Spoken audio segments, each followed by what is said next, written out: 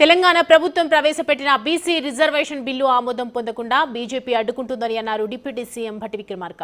BJP వల్ల ఓబీసీలకు అన్యాయం జరుగుతుందని తెలిపారు. బీసీ బిల్లుకు అడ్డుపడుతున్న తీరు రాష్ట్రంలో ఉన్న ఓబీసీలకు గుండెకోతగా మారిందన్నారు. రాష్ట్రం మొత్తం ఏకగ్రీవంగా మద్దతిస్తుంటే బీజేపీ ఎందుకు అడ్డుకుంటుందని ప్రశ్నించారు. బిల్లులపై కేంద్రం నిర్ణయం తీసుకోకపోవడంతోనే న్యాయపరమైన సమస్యలు తలెత్తాయని మండిపడ్డారు. ప్రధాని మోడీతో అఖిలపక్ష సమావేశానికి తామంతా సిద్ధంగా ఉన్నామన్నారు. పార్లమెంట్లో బిల్లు పాస్ చేయించి బీసీలకు న్యాయం చేయాలని బీజేపీ నేతలకు సూచించారు భట్టి. అట్లాగే బీజేపీకి సంబంధించిన ఈ రాష్ట్రం నుంచి ప్రాతినిధ్య వ్యవస్థలో ఇద్దరు కేంద్ర మంత్రులు, రాష్ట్ర అధ్యక్షులు రామచంద్రరావు గారిని, కిషన్ రెడ్డి గారిని, సంజయ్ గారిని అందరినీ అడుగుతా ఉన్నారు,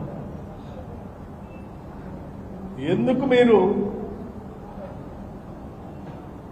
ఓబీసీలకు సంబంధించిన బిల్లు తెలంగాణ రాష్ట్ర శాసనసభలో ఏకగ్రీవంగా ఆమోదం తెలియజేస్తే మీరు ప్రధానమంత్రి గారు కూర్చొని ఈ బిల్లుని పార్లమెంట్లో పెట్టించి మీరు ఎందుకు పాస్ చేయించకుండా అడ్డుపడతా ఉన్నారు? మీరు అడ్డుపడుతున్నటువంటి వైనం ఈరోజు రాష్ట్రంలో ఉన్న ఓబీసీల గుండె కోతగా మారింది. నేను అడుగుతా ఉన్నాను, మేము అడుగుతా ఉన్నాం, మీరు లీడ్ చేయండి.